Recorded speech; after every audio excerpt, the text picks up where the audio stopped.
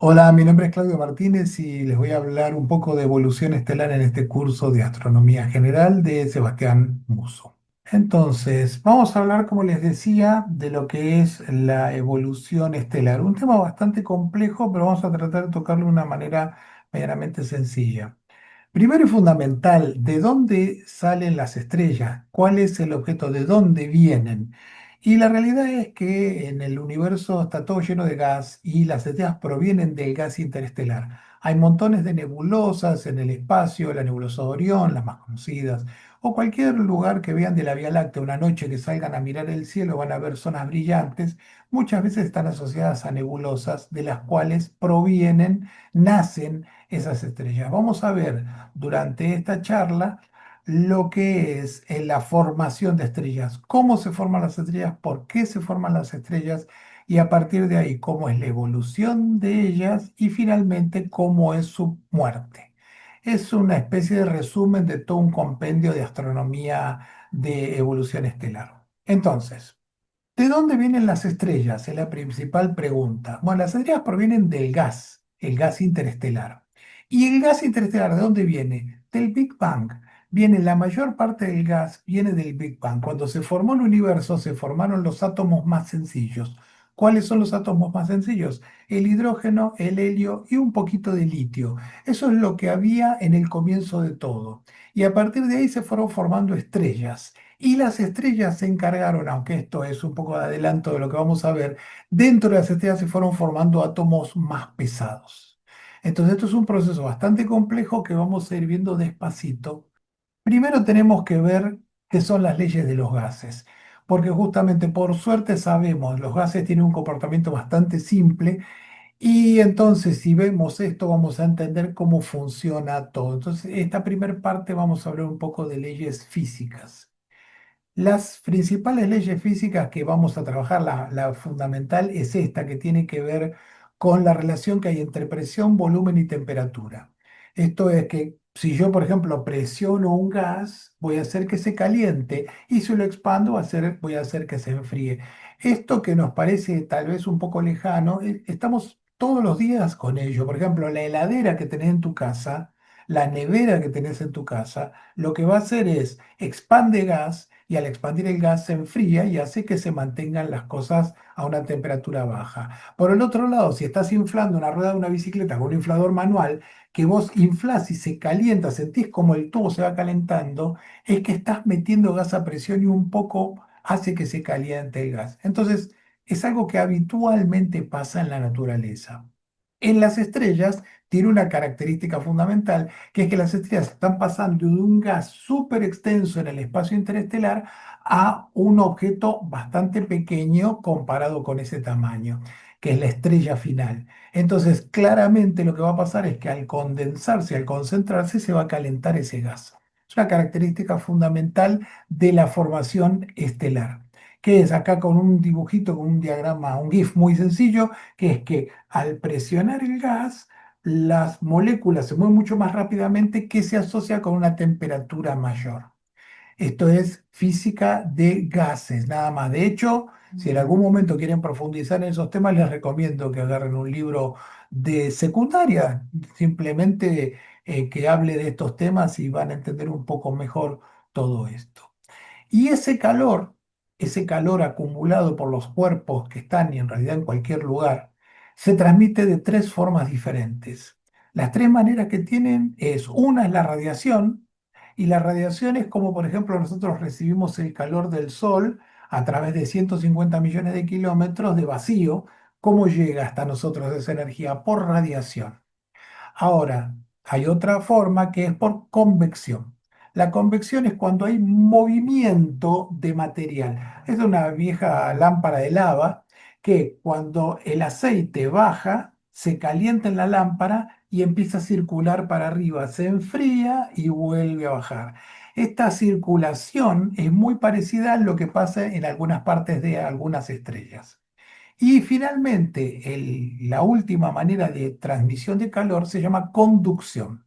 ¿Qué es la conducción? Es que si vos agarrás una cucharita, algo metálico, y lo pones en el fuego, tarde o temprano te va a quemar. porque no hay transporte de material como en la convección, pero sí hay transporte de energía de un átomo a otro hasta que llegue a tus manos. Estas son las tres formas que se mueve el calor en el universo y las estrellas utilizan a una, dos o las tres juntas. Ese gas, entonces, ¿qué sucede? Lo que domina el gas es la gravedad. Parece un gas es algo muy lábil, no parece algo que tenga posibilidad de gravedad. Cualquier cosa que sea materia tiene gravedad, algún tipo de gravedad asociada. Entonces, el gas, al estar disperso, no atrae demasiado, pero hay momentos en que se puede llegar a concentrar por casualidad en una zona y ese lugar concentrado tiene un poco más de gravedad que el entorno que lo rodea y eso hace que se haga como un efecto bola de nieve. Soy más grande, tengo más gravedad y como atraigo más, me voy haciendo cada vez más grande hasta que finalmente se hace una nube importante. Fíjense, acá abajo, el tamaño dice 200.000 unidades astronómicas, más o menos son 3 años luz aproximadamente la escala que tienen estas nubes oscuras. ¿Qué sucede? Ahora vamos a ver una sola, que está más concentrada, al, como les decía, estar más gordita, más masiva, hace que se vaya condensando cada vez más. Y como vimos antes, que cuando algo se contrae, se calienta, lo que va a suceder es que en el núcleo de esta nube oscura, esta nube en colapso gravitacional, se ponga muy caliente. ¿Qué tan caliente? Depende justamente de la cantidad de materia que ha logrado acumular. Si acumula muy poca, no alcanza una temperatura muy alta. Si acumula mucha, sí la puede hacer. ¿Hasta cuándo sucede eso? Hasta que en el interior sube tanto la temperatura que empiezan las reacciones termonucleares. O sea que, a diferencia de lo que cree la mayoría, que las reacciones nucleares producen calor, en este caso es al revés. El calor es el que hace que se produzcan las reacciones nucleares, la estrella se prende, se enciende por primera vez y empieza a funcionar ahí sí, como nos imaginamos habitualmente, como funciona el Sol o tantísimas otras estrellas que vemos en el universo. Y fíjense que acá es un poco más en detalle, una vez que la estrella se enciende, ya es mucho más pequeña, fíjense que mide 500 unidades astronómicas comparado con los tamaños que veíamos antes, se hace un disco de material porque el material empieza a girar alrededor de ese núcleo, de esa protoestrella, porque es una estrella recién nacida. Todavía no se puede decir que es una estrella oficialmente, pero ya va a serlo. Esa estrella entonces se forma un disco a su alrededor que va girando, que eventualmente podría llegar a formar planetas o un sistema solar, o si no es una estrella sola, puede llegar a ir perdiendo ese material que después se dispersa y se hacen chorros bipolares. Son dos chorros que salen desde la estrella y en sentido perpendicular al disco del que estamos hablando. Esto es, prácticamente todas las estrellas sufren este proceso. Finalmente, fíjense que dice acá arriba T Tauri. T Tauri es un tipo de estrella variable, porque las estrellas uno las imagina como fijas, porque hace tanto tiempo que están ahí que parece que están fijas, pero en realidad, cuando la estrella está recién nacida o se pone muy vieja, se pone variable porque se inestabiliza. Todavía, en el caso de una T Tauri, todavía no alcanzó la estabilidad. Y en el caso de una estrella súper vieja, lo que hace es que perdió su estabilidad y puede tener variaciones de brillo. Y finalmente tenemos una estrella de presecuencia, esto no importa, ya lo vamos a ver más adelante de qué se trata, hasta que finalmente es una estrella joven, una estrella recién nacida. Este es el proceso medianamente detallado de cómo se forma una estrella y repito, todas las estrellas tienen más o menos este proceso de formación. Acá tienen un GIF donde se ve ese disco que se formó. Cuando empieza van a ver que hay como están los chorros, esto está bastante acelerado. Ahí va a empezar de nuevo, ahí está, tiene esos chorros. Ese disco, la estrella se prende y al prenderse va dispersando ese material alrededor y finalmente queda la estrella solitaria o con un sistema solar que también hemos descubierto muchos. Vimos cómo se forma una estrella, nubes interestelares que se van compartiendo, que se van contrayendo y al contraerse van subiendo su temperatura hasta que finalmente la estrella se enciende. Pero ¿qué pasa? ¿Por qué la estrella no sigue colapsando? Si es la gravedad hace que vaya para adentro, ¿por qué no sigue colapsándose? Porque cuando se prende la estrella, empieza a tener una energía que tira para afuera. Imagínense que la gravedad siempre tira para adentro.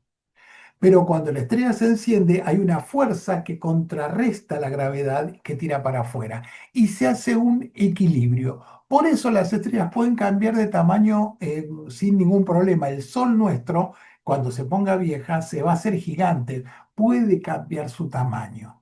Eso es algo característico de cualquier estrella. ¿Por qué puede cambiar? Porque hay dos fuerzas que la están manteniendo. En este momento el Sol está siempre igual porque está en equilibrio, se llama equilibrio radiativo, porque es de radiación. Entonces, está la fuerza de gravedad que tira para adentro y está la fuerza termonuclear y la presión de gas que tira hacia afuera. Y se hace un equilibrio, se llama el equilibrio hidrostático. Y la estrella se mantiene así por mucho tiempo, por suerte, por muchísimo tiempo se mantienen en este equilibrio entre las fuerzas gravitacionales y las fuerzas que tiene para tratar de deshacer la estrella, su energía nuclear y la presión de gas. Otro dato súper importante de las estrellas es su temperatura, porque lo que vemos en el cielo muchas veces las vemos en colores, son suaves. Acá en esta imagen está muy exagerado, los tonos son muy, muy suavecitos, pero van desde el rojo hasta el azul. Fíjense que quien manda en todo esto no es ni la composición química, no, es la temperatura. Una estrella que tiene 2400, 3000 Kelvin es de color rojo. Si es un poquito más caliente, se la ve más bien naranja. Si es amarilla, como el Sol, anda en 6000 Kelvin y así sucesivamente hasta llegar a estrellas de más de 30.000 Kelvin, temperatura superficial. En el interior, por supuesto, siempre son mucho más calientes. Entonces, es claro que la temperatura está asociada con el color que tiene la estrella. Y esas letras que tiene ahí arriba, se los comento así rápidamente, OBAF es la clasificación espectral, se llama clasificación espectral, que da una idea bastante aproximada de la temperatura que tiene la estrella. Si se preguntan por qué es tan caprichoso esto, es porque inicialmente cuando se hizo la clasificación esta de Harvard, se trató de hacer con las letras A, B, C y después, analizando más y más, se dieron cuenta que había algunas que eran diferentes, que eran en realidad la misma, y quedó de esa mezcolanza esto. Las estrellas tipo O, B, A, F, G, K y M, que son de la más caliente a la más fría. Hay más frías, R, N, S, por ejemplo, y hay más calientes como las W.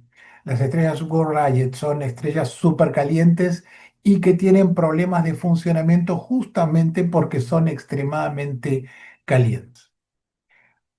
¿Qué sucede en el interior de una estrella? Todo depende de la estrella. Esto se los pongo acá para que vean cómo es que funciona la transmisión del calor dentro de una estrella y depende de la estrella. Fíjense que si es una estrella chiquita, de menos de mitad de la masa del Sol, o sea, imagínense la masa del Sol dividida por dos, estrellas de esa o más pequeñas, lo que tiene fundamentalmente es convección. El calor va desde el medio y se mueve continuamente la masa del Sol dentro de esas estrellas pequeñas, se las considera estrellas enanas. Una estrella que está entre medio y una vez y media la masa del Sol, o sea, entra nuestro Sol, tiene una zona central que se mueve por radiación y después más cerca de la superficie de nuevo hay convección, el movimiento del material, que de hecho si uno mira el Sol se ve como burbujea, que son esas tremendas burbujas que se llaman gránulos, que es este material subiendo y bajando como si fuera una lámpara de lava, si quieren, salvando las distancias. Y finalmente, estrellas de más de una masa solar y media se invierte, en el interior queda la zona convectiva y más allá la radiación, hasta que finalmente sale a la superficie de la estrella y viaja por el espacio. Entonces, fíjense que la transferencia de calor en las estrellas es muy diferente dependiendo del tamaño de la estrella. Y fíjense que estamos dando como límite la masa de las estrellas, no el tamaño, porque como les dije antes, el tamaño puede cambiar mucho, pero la masa de la estrella es la que te da la información de qué es realmente lo que le va a pasar a esa estrella en toda su vida. Entonces, el parámetro más importante de una estrella es su masa, no es su tamaño ni su temperatura. Todos esos valores están dependiendo de la masa.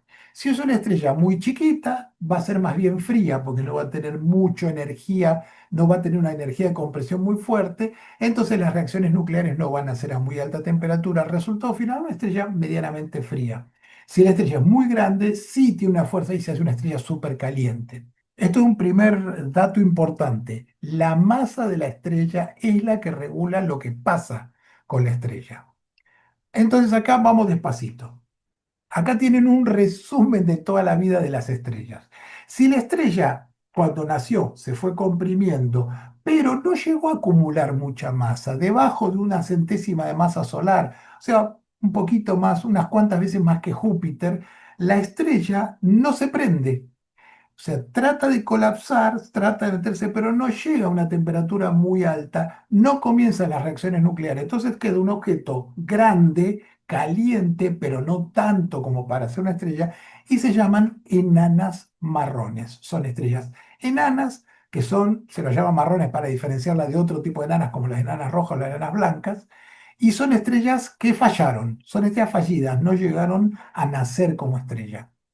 Cuando la masa sube de un centésimo de masa solar para arriba, estamos hablando de 30, 40 veces Júpiter, ahí la energía en el interior del núcleo supera los 11 millones de grados, 10, 11 millones de grados, y eso hace que empiecen las reacciones termonucleares. Y la estrella empieza a funcionar como estrella, pero una estrella pequeñita, una estrella que se la llama de baja masa. Nuestro Sol es una estrella de baja masa. Después tenés estrellas intermedias, que son de 5, 6, 7 veces la masa del Sol, que son mucho más grandes, mucho más calientes y eventualmente se mueren explotando. A partir de ahí, las estrellas de masa intermedia y gran masa terminan su vida explotando. Pero esto lo vamos a ver más cerca del final, solo que quiero darles información para que la vayan escuchando y una vez después la vamos a reforzar sobre el final. Y acá tienen lo que les decía el tema de la masa de las estrellas. Acá tienen arriba el diagramita ese, es la vida de nuestro Sol. Fíjense que nació de una nube interestelar, se formó, estos son miles de millones de años, entonces 1.000 millones de años, fíjense que se mantiene prácticamente siempre igual nuestro Sol. Esto es hoy, ahora, tiene 4.600 millones de años, de su nacimiento hasta hoy. Noten que recién cuando tenga 6.000 millones de años, o sea, 1.500 millones de años en el futuro, va a empezar a cambiar de tamaño y hacerse cada vez más caliente y más grande.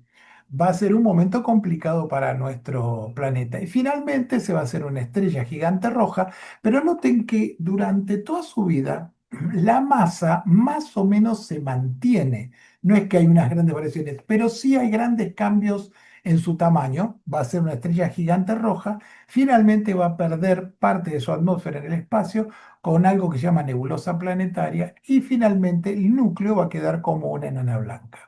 Este es el periodo de vida de una estrella pequeña de baja masa como nuestro Sol. Y fíjense esta tablita que les puse acá abajo. Las estrellas, una estrella de una masa solar, el Sol, vive más o menos 10.000 millones de años. Fíjense que más o menos es el periodo de vida. Desde que nació hasta acá son 10.000 millones de años, no mucho más, es lo que vive el Sol. Pero hay estrellas muy chiquititas, de 0,1 masa Sol, un décimo de la masa del Sol, que pueden vivir más de 1 billón de años, y no es un error, esto es 1 billón. O sea que estrellas que nacieron en el comienzo del universo todavía viven y van a vivir muchísimo tiempo más. Ahora, noten qué cosa que parece que no tiene sentido. Cuanto más masa tiene la estrella, vive menos. Una estrella de 60 masas solares que hay, son muy grandes, pero hay varias de esas, hay muchas, puede vivir 3 millones de años, o sea, nada, es un respiro apenas. Y es rarísimo, porque decir, si la estrella es muy grande, tiene mucho combustible para quemar, porque teóricamente, no teóricamente es real.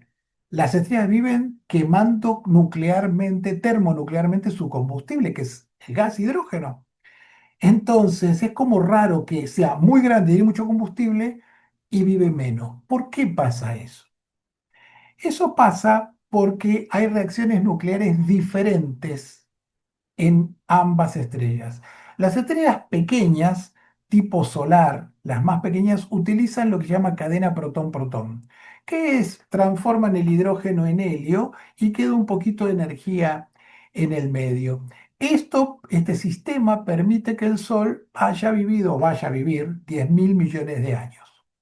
Pero las estrellas más grandes tienen tanta energía que utilizan esta reacción, la reacción CNO, carbono, nitrógeno y oxígeno, que hace que la reacción sea mucho más violenta, mucho más energética y por eso son estrellas que queman su combustible muy rápidamente. Por eso son muy grandes, pero viven muy poco. Y fíjense que acá tienen la energía y la temperatura. Fíjense que las estrellas pequeñas utilizan la cadena protón-protón, en cambio las del ciclo CNO van por acá arriba, son muchísimo más energéticas y esto es una escala logarítmica, o sea que en realidad es muy, muy alta la diferencia de energía que emiten al espacio. Por ese motivo, las muy grandes sí tienen mucha masa, pero la queman muy rápidamente y viven poco. Acá tienen, esto es un ultra resumen de una imagen, la vamos a ir viendo despacito porque esta imagen es muy importante, de cómo viven las estrellas. Fíjense que las estrellas son muy poco masivas para abajo y mucho más masivas para arriba. Noten esta.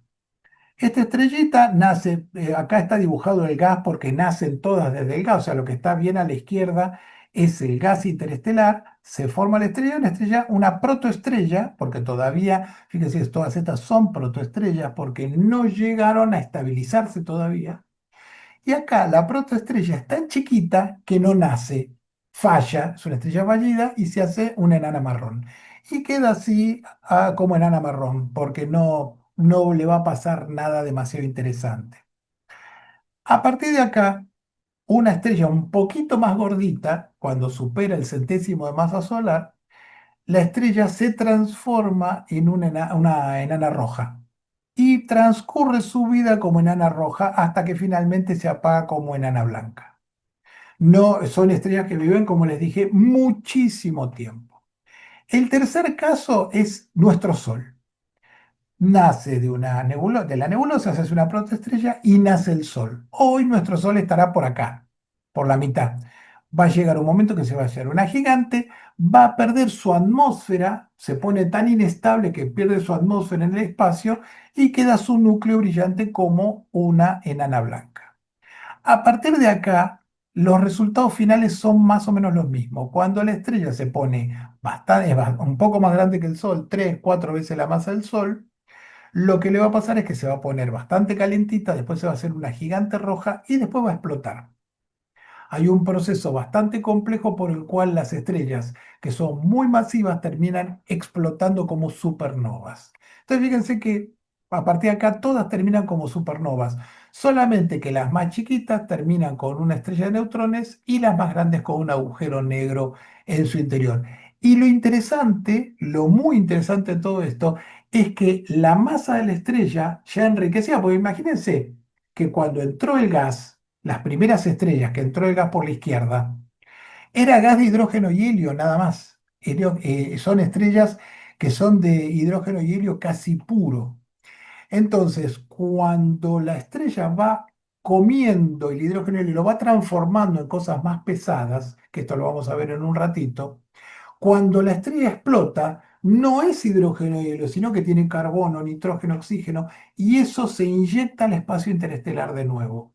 Entonces, del lado izquierdo tenés gas casi puro, hidrógeno y helio, y cuando estás del lado derecho tenés gas enriquecido con cosas más pesadas. En astronomía, mal, pero se lo llama metales, a los que está por encima del hidrógeno y helio, son estrellas que tienen alta metalicidad. Entonces, ¿cómo es la situación? Esto es que justamente cuando están de aquel lado de las estrellas, están enriqueciendo el gas. Y si se forma gas de esas estrellas, lo que va a pasar es que van a ser estrellas que ahora sí van a tener carbono, nitrógeno, oxígeno. Pero al principio no, porque no había. Lo único que entraba en la composición de esas estrellas era hidrógeno y helio. Acá tienen un diagrama muy simple, un poco más simplificado que el anterior, de cómo funciona esto. Tenemos una nube de gas interestelar. De esa nube de gas interestelar se forman las protoestrellas, pero acá son las chiquititas, tipo solares, y las masivas. Si es pequeña, hace su vida, pasa a ser una gigante roja, pierde su atmósfera en una nebulosa planetaria y queda como una enana blanca. Y ese gas enriquece de nuevo el gas para formar otras estrellas. Y por el otro lado, si es grande, se hace una gigante azul, una supergigante roja, explota como supernova y lo que queda en el núcleo es un agujero negro, si es muy, muy grande, si es intermedia, una estrella de neutrones y el gas pasa a formar parte de nuevo del gas interestelar. Fíjense que es como un ciclo cerrado que va haciendo más material pesado y así sucesivamente. Y acá podemos introducir el concepto de poblaciones estelares. ¿Por qué viene el tema de las poblaciones estelares? Porque más o menos ya lo hemos visto. ¿Qué es esto? Cuando nacieron las primeras estrellas, eran de hidrógeno y helio. Esas estrellas vivieron durante mucho tiempo, se fueron muriendo, pero enriquecieron el gas interestelar con más átomos pesados. De esa generación, de ese gas ya mezclado nuevamente, se formó una segunda generación de estrellas. Vivieron y se murieron, explotaron, volvieron a enriquecer el material interestelar. Y de ahí nació nuestro Sol, por ejemplo. Por eso nuestro Sol tiene tanto esto, nosotros, carbono, oxígeno que respiramos, tienen silicio, un montón de elementos que son mucho más pesados y que fueron generados dentro de estrellas. Entonces se sabe que desde el Big Bang hasta hoy hubo tres generaciones de estrellas. La nuestra, que es la población uno, la población 2 que es la intermedia, más bien viejita, y la población 3 que sería la inicial, y todavía no hay ninguna estrella encontrada que sea de población 3 pero que deberían existir, porque si no, no podríamos tener esta concentración de materiales pesados que tenemos en nuestro Sol hoy. Y fíjense que acá está un dibujo de nuestra galaxia, la Vía Láctea, donde se ve que en el núcleo y en los cúmulos globulares, que son familias de estrellas muy grandes, son muy viejas, son estrellas de población 2. Y cerca del disco hay estrellas de población uno que se van formando porque en el disco de la galaxia hay gas como para que se formen estrellas. Acá no hay mucho gas. Entonces son estrellas viejas en lo que sería el halo de la galaxia y los cúmulos globulares y en el núcleo de la galaxia, que es la parte central. Luego, los brazos espirales, en el caso de la Vía Láctea y de otras galaxias espirales, se siguen formando estrellas y son de población más joven y cada vez se van enriqueciendo más de material interestelar más pesado. Ahí yo creo que estamos bien con el tema de cómo se forman, que lo importante es que dependen de la masa. Su masa nos va a decir qué es lo que les va a pasar en su vida. Y ahora vamos a ver los tamaños de las estrellas. Los tamaños en diámetro, no tamaños en masa. Los tamaños en diámetro vamos a empezar por lo más común, lo que nosotros entendemos y sabemos que son la Tierra, Venus, comparemos con los planetas. Acá tenemos la Tierra, fíjense, comparada con Júpiter, es casi insignificante, 11 veces el tamaño de la Tierra, pero el Sol, comparado con la Tierra, es monumentalmente grande. El Sol mide más de 100 veces el tamaño de la Tierra en diámetro. Entonces, si el Sol es grande y depende. Si lo comparamos con otras estrellas, no es tan grande. Fíjense el Sol comparado con la estrella Arturo o con Pollux. Sirio es un poquito más grande, la estrella más brillante del cielo visible desde la Tierra. Pero también tenemos a Betelgeuse, que es mucho más grande. Fíjense que el Sol ya prácticamente es un píxel a esta escala. Tenemos la estrella Antares, que es monumentalmente grande comparada. Y vos decís, wow, ya más que esto, y sí hay. Porque si ponemos a escala hay una estrellita que se llama BB Canis Majoris, que está comparada con las otras dos, es mucho más grande. Prácticamente si pusiéramos esta estrella en la mitad del sistema solar, llegaría casi, casi hasta Saturno. Realmente son estrellas súper gigantes. Y como les decía, ve que esto es un agregado que no tiene que ver con el tema este en particular. BI Canis Majoris quiere decir que esto es una estrella variable. Esto es clasificación de estrella variable. ¿Por qué? Porque como les decía, este tipo de estrellas son muy grandes, son inestables y varían. Entonces se ponen variables, igual que Antares o Betelgeuse son estrellas variables. Estas estrellas son muy grandes y algunas son muy viejas y por eso son así. Por el otro lado, como dijimos, estrellas súper grandes, también hay estrellas súper pequeñas, cosa que es bastante raro porque uno se imagina estrella y pensás en algo muy grande. No, fíjense que hay estrellas que se han descubierto recientemente de muy baja masa que son comparables a los planetas. Fíjense que Júpiter de hecho es más grande. Entonces hay estrellas muy grandes y muy pequeñas. Y por otra parte, podrían pensar, ¿por qué hay estrellas con límite? ¿Por qué no hay estrellas de 1000 masas solares? O hay estrellas de un millonésimo de masa solar. Una parte ya lo hemos visto. Si, no si son muy chiquitas, no se prenden como estrella. Entonces, ¿el límite dónde está? En un centésimo de masa solar. Por abajo de eso, enanas marrones. Y si nos vamos por el otro lado, ¿por qué hay un límite superior? Porque hay una relación con el nivel de energía que emite la estrella cuando está muy caliente.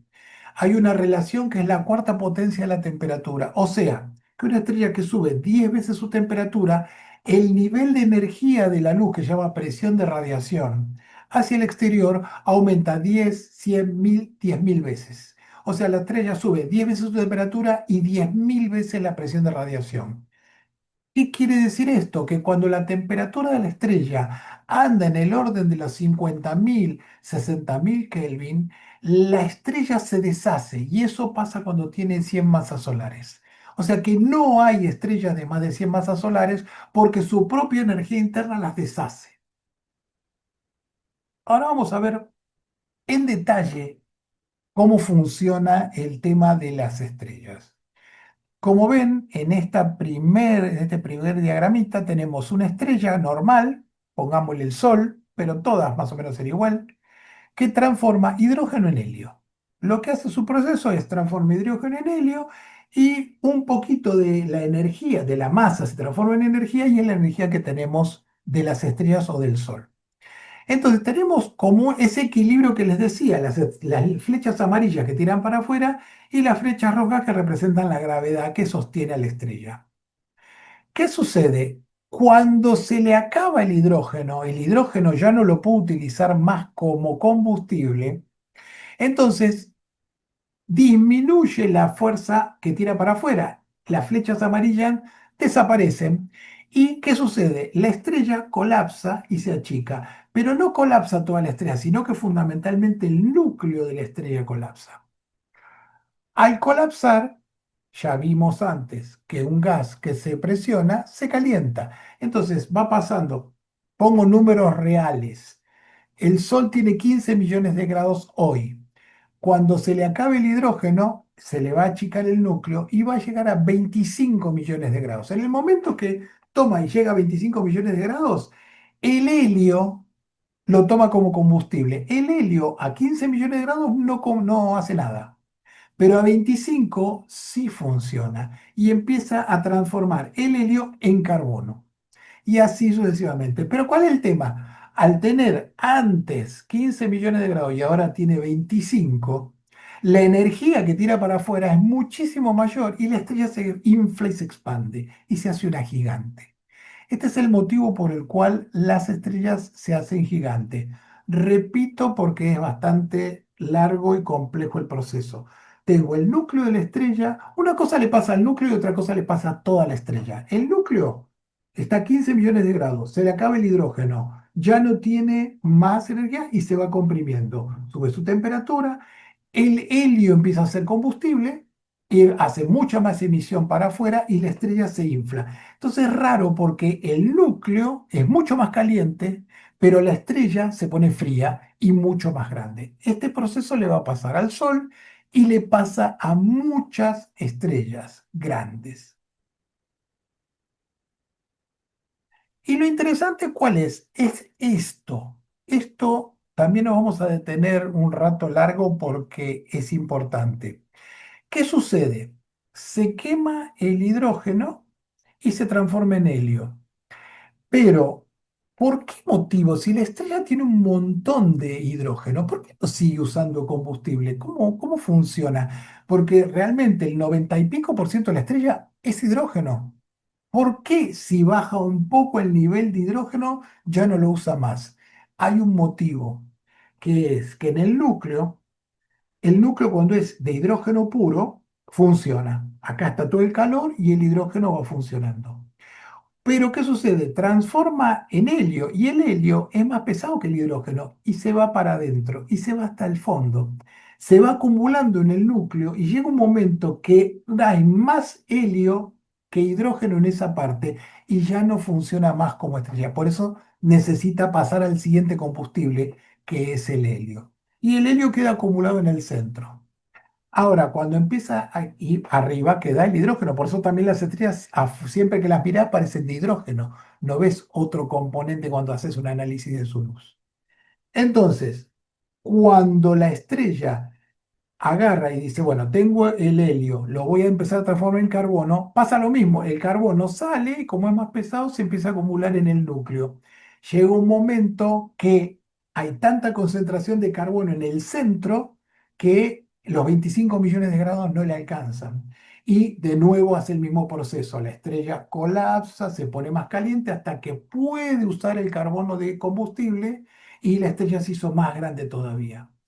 Otra característica importante e interesante es que el hidrógeno tarda mucho en quemarse, pero estos procesos son cada vez más cortitos. Pueden pasar de miles de millones de años a segundos. Realmente son así de violentas son las reacciones que puede haber en una estrella. Entonces, ¿quién manda hasta dónde se queman los elementos químicos? Nuevamente la masa. El Sol es pequeño, entonces, como tiene una masa determinada, va a poder presionar y subir la temperatura hasta un determinado nivel. Entonces el Sol, mucho más del carbono, el nitrógeno, no va a pasar. No puede seguir quemando porque no tiene fuerza gravitacional como para llegar a la temperatura para seguir quemando. Pero las estrellas más grandes sí pueden. Entonces, ¿qué pasa? Este proceso va haciendo los elementos químicos de la tabla periódica.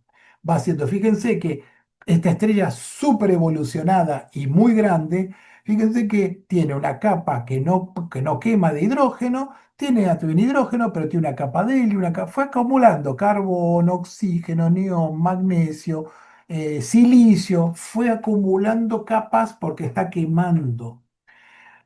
¿Hasta cuándo sucede esto? Hay una catástrofe que se da en las estrellas, que es la catástrofe del hierro. Fíjense que la última capa que dice que está ahí en el medio es la de hierro. ¿Por qué la de hierro? Porque el hierro no produce energía, el hierro absorbe energía.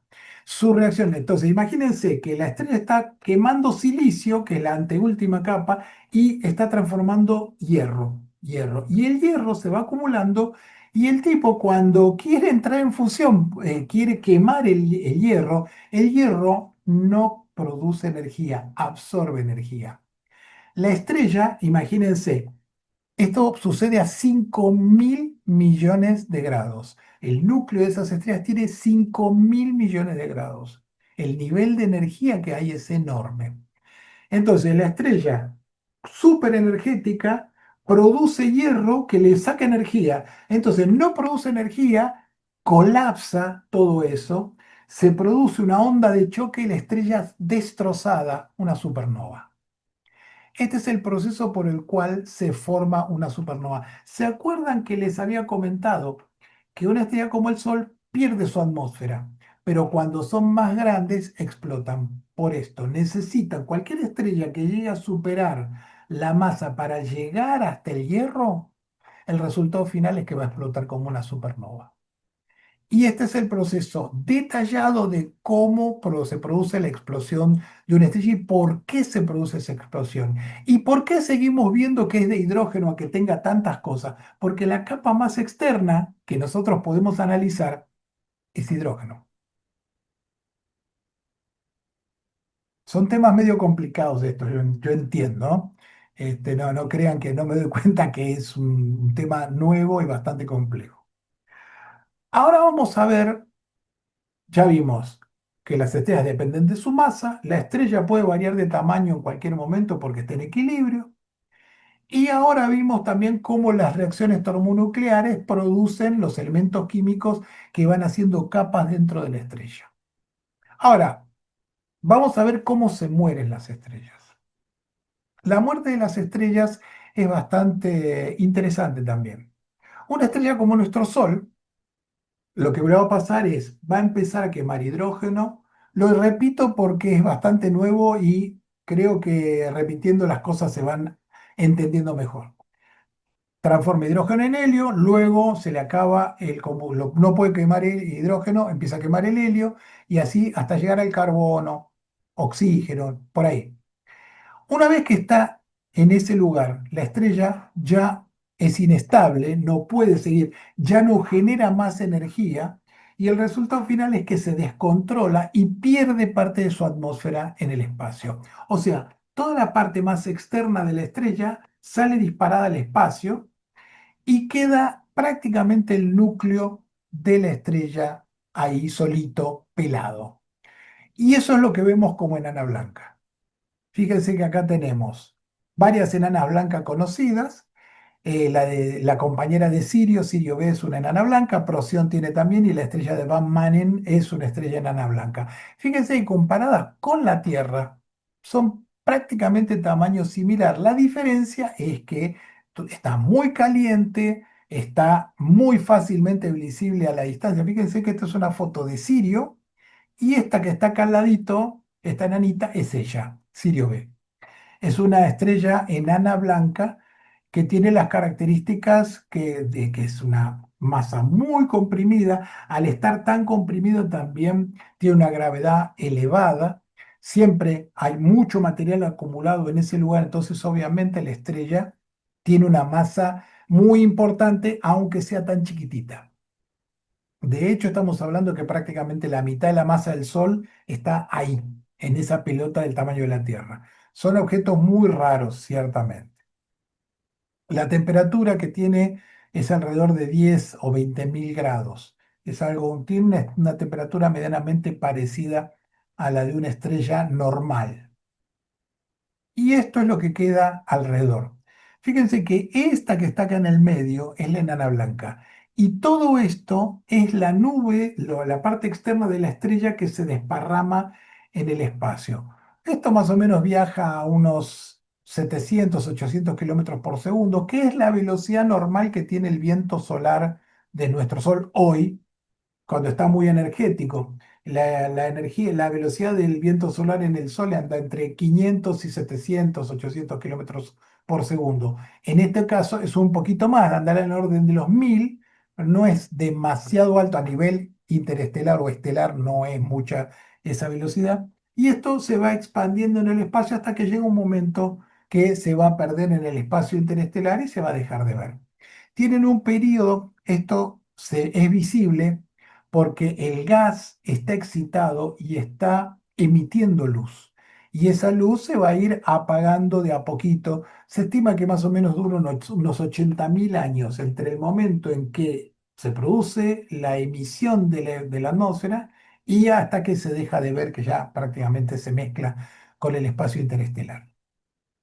Y acá tienen un GIF muy, muy sencillito de cómo se piensa que es la cosa. Tiene esa explosión, termina de perder su atmósfera, no es una explosión muy importante, pero explosiona al fin, y queda desparramada en la atmósfera alrededor del núcleo que quedó como enana blanca.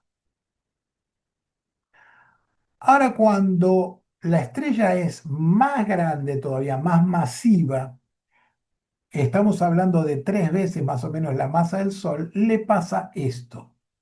En el núcleo de la estrella queda una estrella de neutrones y todo el resto de la estrella explota como supernova, que se llama remanente de supernova. Es una explosión súper violenta que mejor no estar por ahí.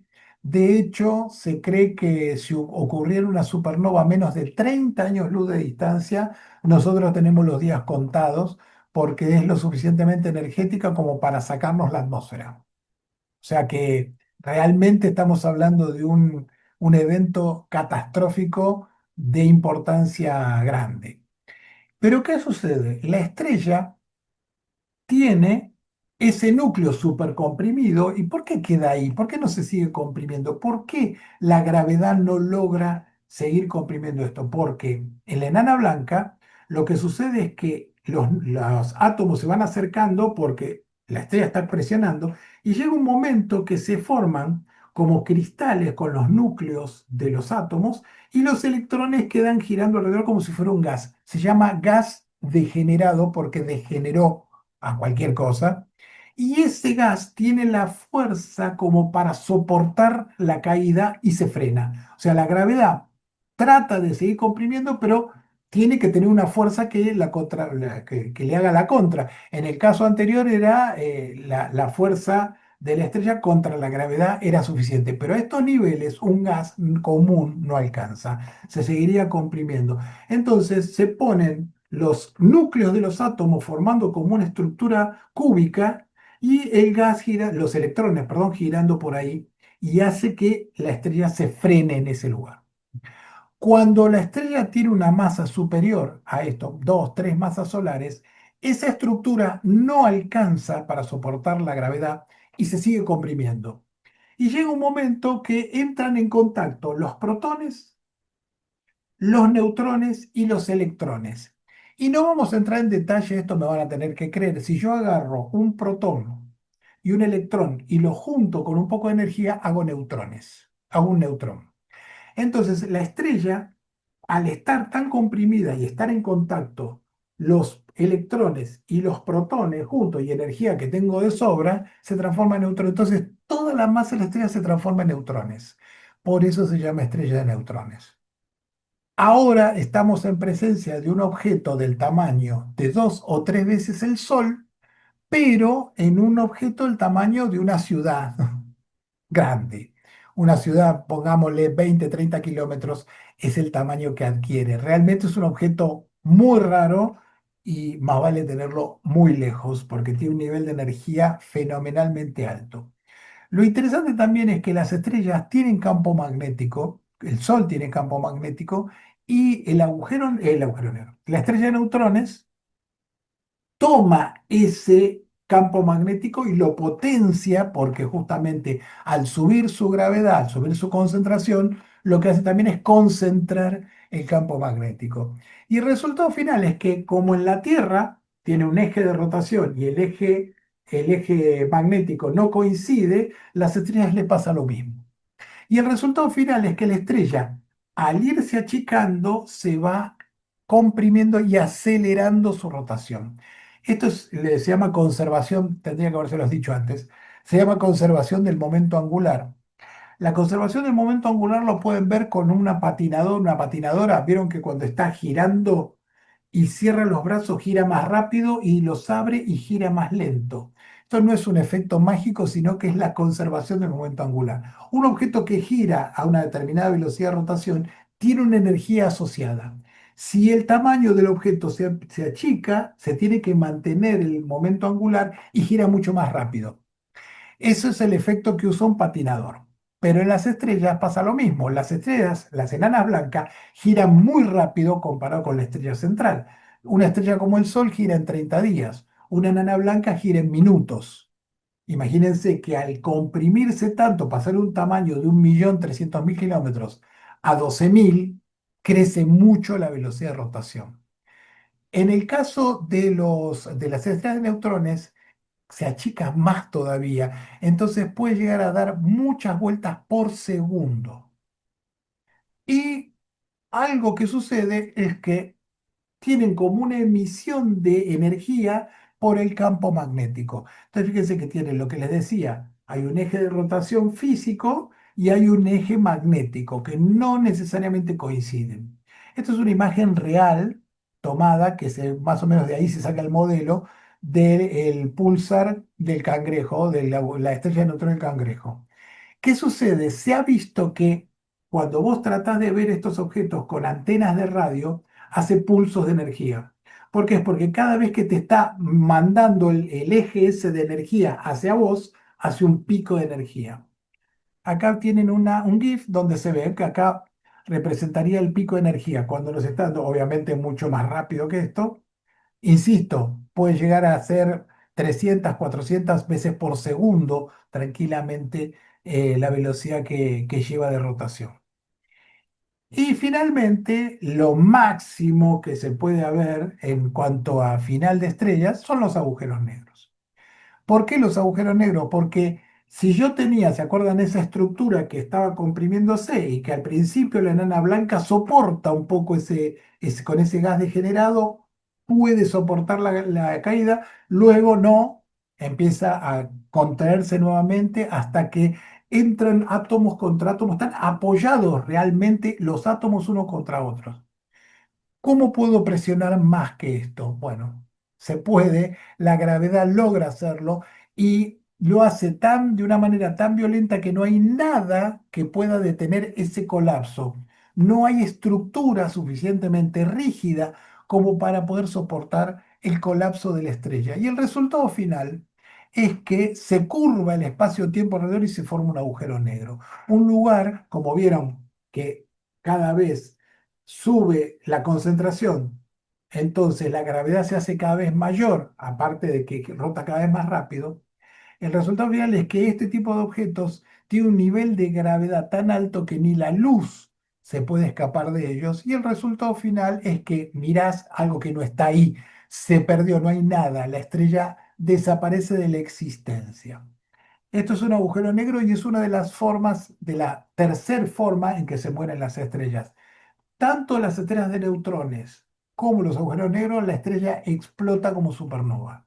El nivel de energía es tan alto que llega a quemar hasta el hierro, la estrella colapsa y explota completamente. Es una explosión realmente de las más importantes que se pueden ver en el universo. No, no solamente en la galaxia, en el universo. Habrá dos o tres explosiones que tengan un nivel de energía superior y nada más. Realmente las supernovas son muy grosas como explosión. No, no es la idea hablar de agujeros negros, pero le comento más o menos. El agujero negro tiene ese objeto que se comprime, se llama singularidad, porque es muy raro. Entonces, tan singular que se le ocurrió poner el nombre singularidad. Esta parte negra que está alrededor no es un objeto físico, es el límite hasta donde yo puedo acercarme a un agujero negro sin tener que, bueno, me puedo llegar a escapar de alguna manera.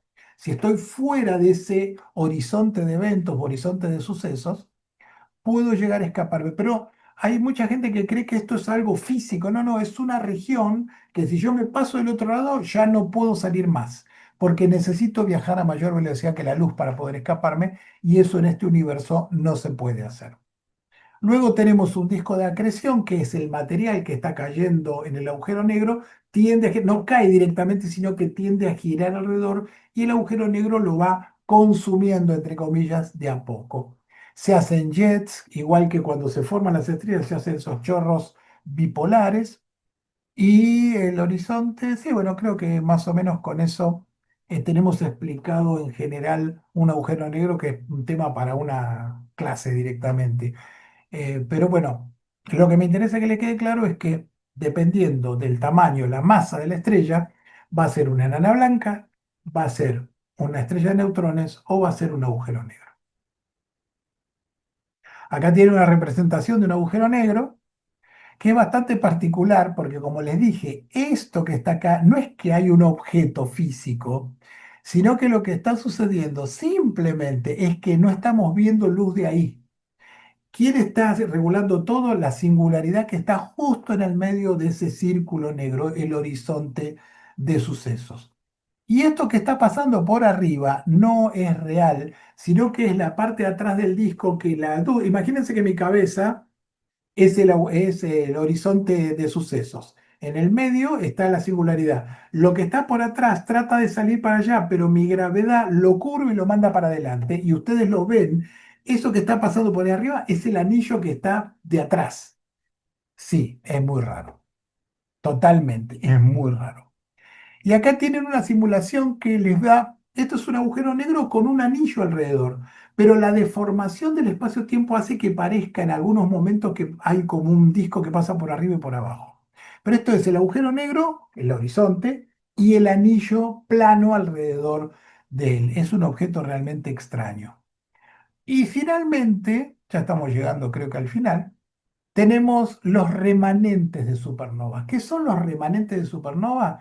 Es lo que quedó después de la explosión. La estrella se hizo mil pedazos y se desparrama en el espacio. ¿Qué velocidad puede llegar a tener? Creo les comenté que una nebulosa planetaria se expandirá a 800 o 1000 kilómetros por segundo. Una supernova anda en el orden de los 10.000 kilómetros por segundo. Estamos hablando de velocidades súper altas, realmente muy, muy importantes las velocidades. Ya estamos compitiendo, se llaman velocidades relativistas. Estamos compitiendo casi con la velocidad de la luz, un porcentaje importante de la velocidad de la luz. Y estas remanentes de supernova, son los que finalmente van a enriquecer mucho más, porque obviamente ¿se acuerda lo que les decía? Que cuanto más gorda, más grande la estrella, más elementos químicos va quemando. Entonces, como va quemando cada vez más elementos químicos, por supuesto, una estrella como el Sol va a contribuir con nada de hierro, por ejemplo, en la explosión, si fuera esa estrella y no tuviera. Yo hice la estrella del tamaño del Sol de hidrógeno y helio nada más. Cuando explotó, casi no contribuye nada en el hierro, porque no llega hasta ahí. Las estrellas más grandes como estas que explotan sí pueden generar el famoso hierro. Pero ¿y los elementos más pesados? Porque hay elementos más pesados que el hierro. ¿De dónde salen? En la explosión final se forman gran parte de ellos. Hay mucho material que se forma durante la explosión final. Y acá un detalle, ya no les voy a quemar más la cabeza con esta información, pero sí vamos a hablar algunos detallitos de dónde se saca la información. Pero una cosa es que me crean y otra cosa es ver de dónde salen. Entonces, ¿cómo se sabe la composición química que tienen las estrellas y los objetos en general? Se hace descomponiendo la luz. Se descompone la luz con un prisma y dependiendo de cómo se hace esa descomposición, lo que pasa es que me va dando las características del objeto que emitió esa luz.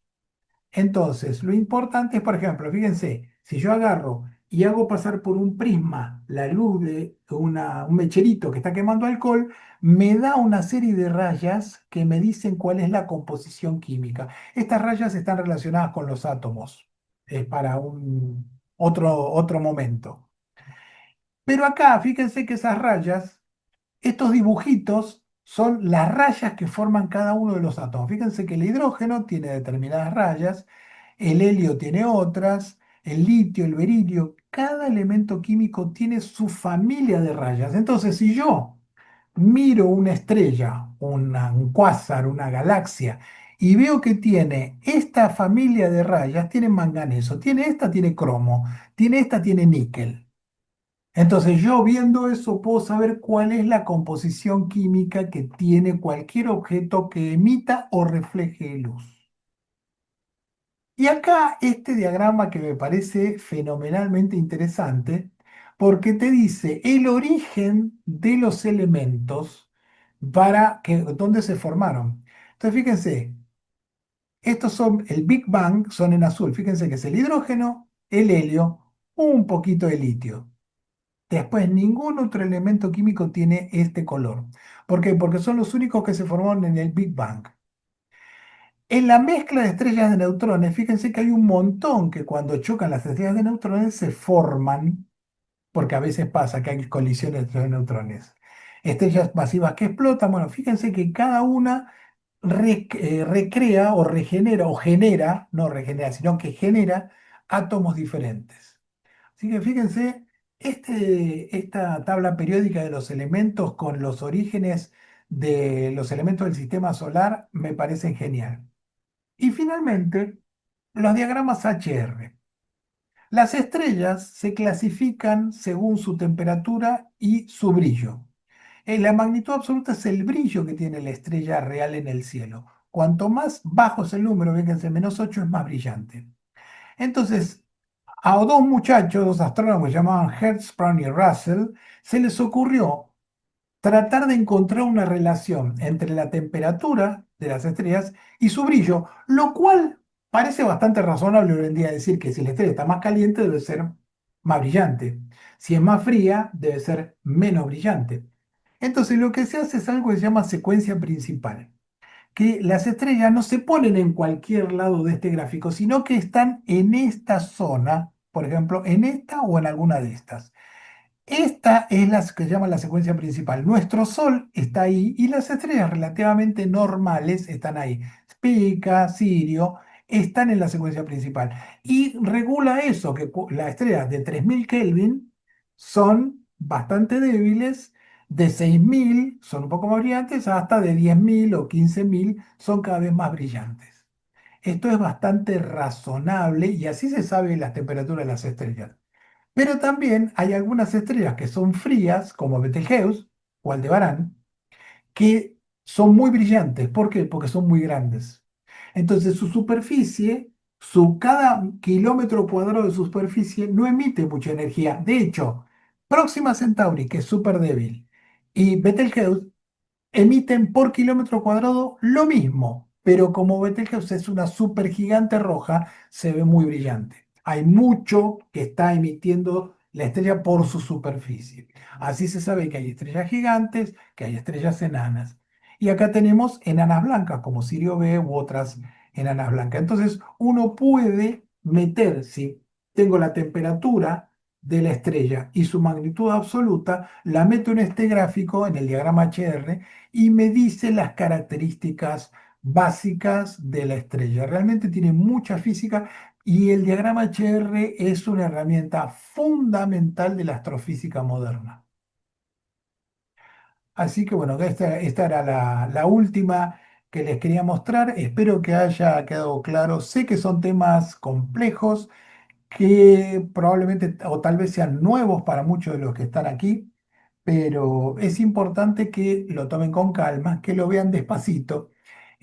Fundamental, como resumen, las estrellas se forman a partir de gas, que fundamentalmente es hidrógeno y helio.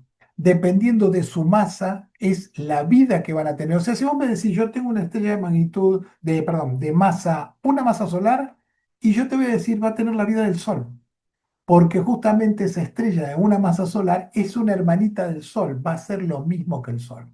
No, tengo una estrella que tiene 0,1 masas solares, va a ser una estrella parecida a Próxima Centauri, va a ser una vida similar. Si tengo el de 10 masas solares, de 20, 50, con la característica que cuanto más masa tiene, vive menos tiempo. Y son diferencias, como vieron, monumentales, pasar de 10.000 millones a 3 millones de años por subir 60 veces la masa. Es realmente un montón menor la cantidad. Entonces, tenemos estrellas que van teniendo su masa y se formaron del gas interestelar. Esa masa me dice qué va a pasar con la estrella. Y durante su vida la estrella cambia de tamaño. Por eso no es un parámetro importante el diámetro de la estrella, más allá que a nosotros nos llama la atención que sea muy grande o que sea muy pequeña. En general las estrellas cuando son muy jóvenes o muy viejas varían de brillo, se transforman en estrellas variables. A nuestro Sol le va a pasar también. Y al final va a regular qué le va a pasar a la estrella, su masa. Si es pequeña, va a morir, va a emitir su atmósfera como nebulosa planetaria y va a quedar el núcleo como enana blanca. Si es más grande, la estrella va a explotar porque termina de quemar hasta el hierro, explota y en el núcleo, como no es muy masiva, queda una estrella de neutrones y se desparrama como remanente de supernova en el espacio interestelar el resto de la estrella. Y si es muy gordita, Si está arriba de 7, 8 masas solares, lo que le va a pasar es que se va a transformar en un agujero negro. El núcleo se va a transformar en un agujero negro y el resto de la estrella remanente de supernova que se desparrama por el sistema solar. Bueno, espero que haya sido más o menos claro. No quise profundizar demasiado ni hacer algo demasiado sencillo como para que pudieran ir avanzando y a partir de acá le queda a ustedes la opción de seguir leyendo y seguir profundizando estos temas para ir aprendiendo. Así que bueno, muchas gracias por haber estado.